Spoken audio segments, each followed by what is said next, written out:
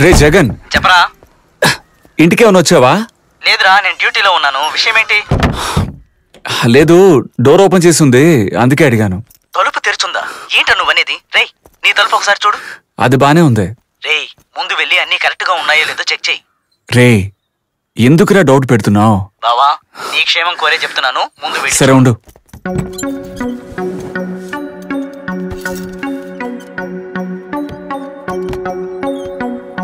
రే శక్తి, రే మాట్లాడరా. శక్తి, శక్తి ఏదో ఒకటి మాట్లాడరా. రే, అంతా ఓకే.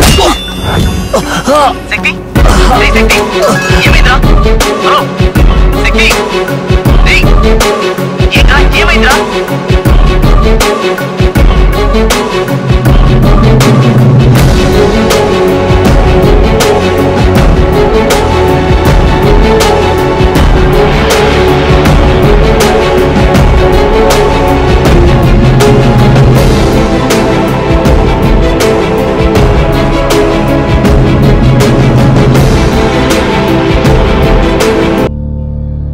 మీకు పంపించిన అడ్రస్ కి జమాలుద్దీన్ రమ్మనండి సార్.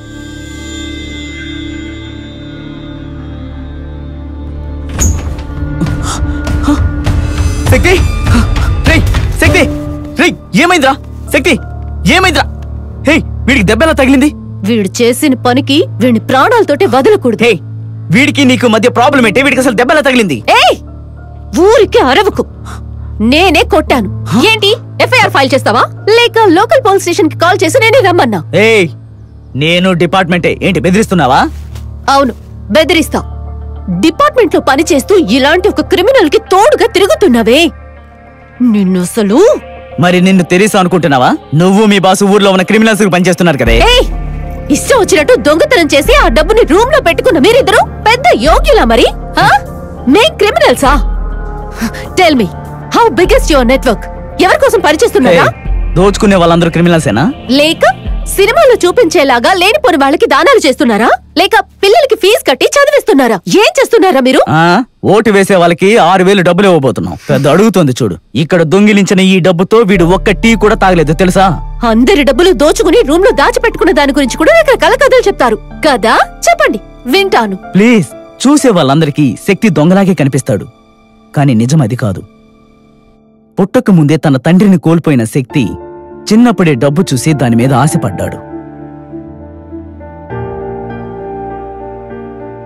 గుళ్ళో అందరూ హారతి తీసుకునేటప్పుడు హారతి పళ్ళెంలో అందరూ డబ్బులు వేయడం చూశాడు.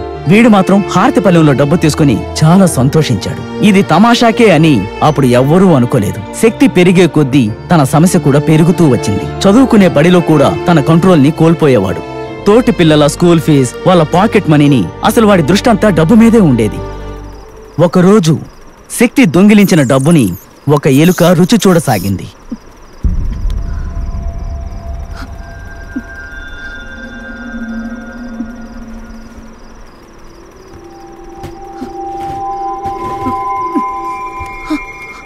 ఆ తర్వాతే శక్తిలో ఉన్న లోపం గురించి వాళ్ళ అమ్మకి తెలిసింది.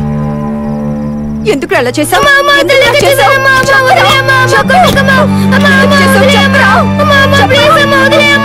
శక్తి, ఇదంతా తప్పు నాన్న. నీకెవన్నా కావాలంటే అమ్మని నాతో అడుగు, నేను కొనిస్తాను. ఎదుటి వాళ్ళు కష్టపడి చేర్చుకునే డబ్బుని మనం తీయకూడదు నాన్న. ఇంతవరకు తెలియకుండా చేశావు, ఇక చేయకు నాన్న. అమ్మ చెప్తే వింటావు కదా? నువ్వేం చెప్పినా వింటానమ్మా.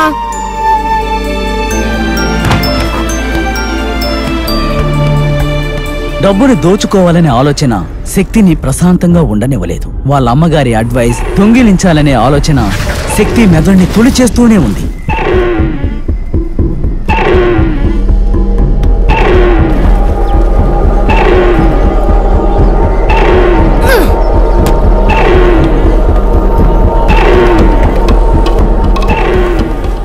ఇందులో గెలిచింది మాత్రం దొంగతనం చేయాలన్న లక్ష్యం.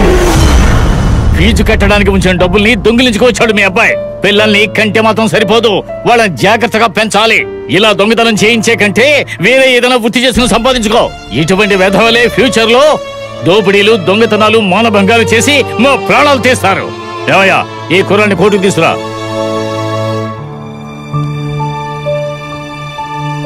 శక్తి,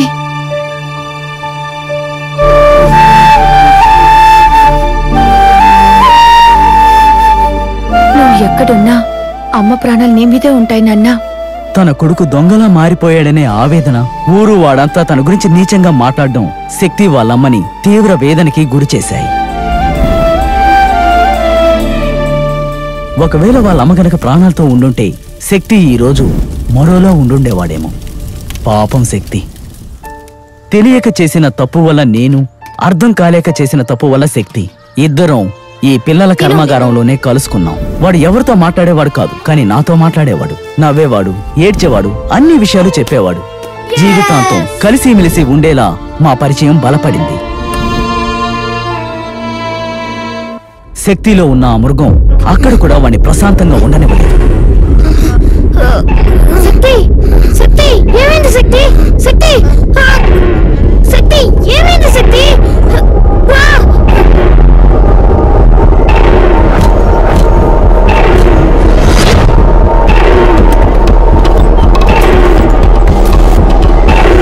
శక్తి, ఏం చేస్తున్నావురా?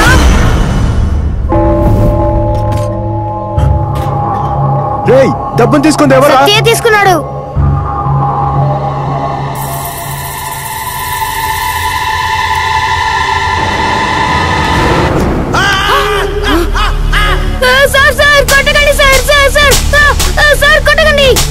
శక్తి, నువ్వు రెస్ట్ తీసుకో. This is two cruel mister Rajendra. ఒకవేళ వాడికి ఏమైనా అయిందంటే ఏం చేయాలి? జైల్లో ఉన్న వాళ్ళని ఇక్కడికి తీసుకొచ్చేది తప్పు చేసే పిల్లలు మారాలి అని. ఎవరికైనా ఏమైనా జరిగితే కదా మీరు వస్తున్నారు. ప్రతిరోజు వచ్చి చూడండి, అప్పుడు తెలుస్తుంది వీళ్ళ దగ్గర నేను పడే కష్టం ఏంటో. నా రూమ్ నుంచే డబ్బులు తీసుకుని దాచుకుని పడుకుంటాడు, నన్ను ఊరుకు ఉండమంటున్నారా?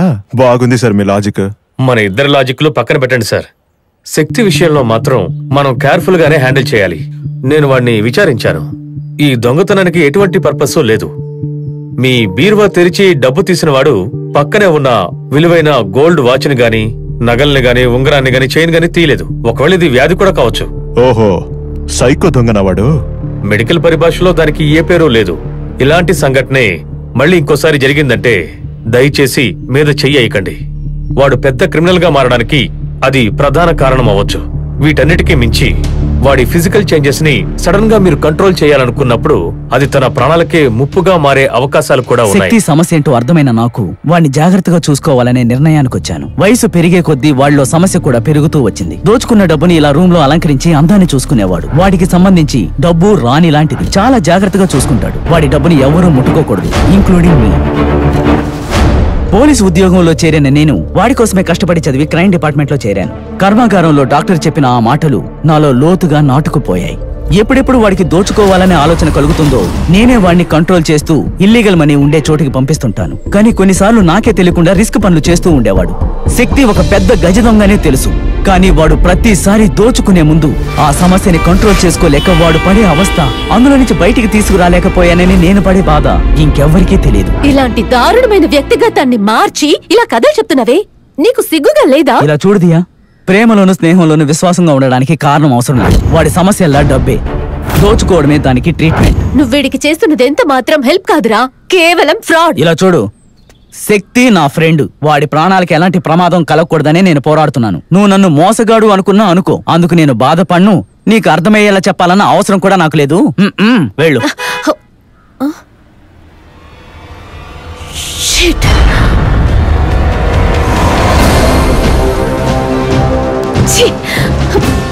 శక్తి,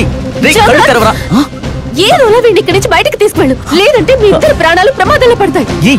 ఏంటి నువ్వు అనేది? ఏమైంది? అదంతా ఎక్స్ప్లెయిన్ చేయడానికి ఇప్పుడు టైం లేదు. వీడు ప్రాణాలతో ఉండాలనిగా ఇదంతా చేసావు, అందుకే చెప్తున్నాను. చెప్పింది వెంటనే చెయ్యి.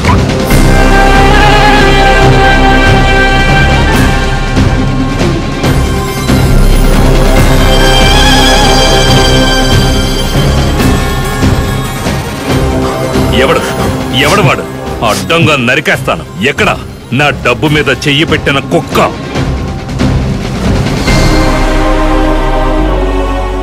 ఇంత డబ్బా? చాలా ట్రై చేశాను, ఎస్కేప్ అయిపోయాడు. ఇప్పటికి మీ డబ్బు మాత్రం దొరికింది. త్వరలోనే వాణ్ణి కనిపెడతాను. వాడిక్కడ ఉన్నాడని తెలిసిన వెంటనే నాకెందుకు ఫోన్ చేయలేదు? నేనే లేపేసి ఉండేవాడిగా. ఏం పీకుదామని వచ్చావు వాడిని పట్టుకోకుండా? నిజంగానే వాడు తప్పించుకున్నాడా, లేక వాడి దగ్గర డబ్బు తీసుకుని పారిపోమన్నావా? నీలాంటి చేతకాని దానికి పని అప్పగించొద్దు అని చెప్తే వింటేనేగా వాడు. సరే, నీ సంగతి తర్వాత చూస్తాను. రేయ్, మొత్తం డబ్బంతా తీ.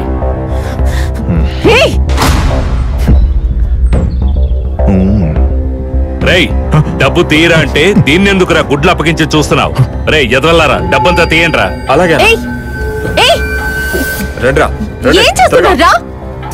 మీ డబ్బు మాత్రం తీసుకోండి. నీ పని పూర్తయి చాలాసేపు అయింది. ఇకపై నేను చూసుకుంటాను. నువ్వు ఇక్కడి నుంచి వెళ్ళు పో. రే మాలిక్, డబ్బంతా బండ్లో ఎక్కించు.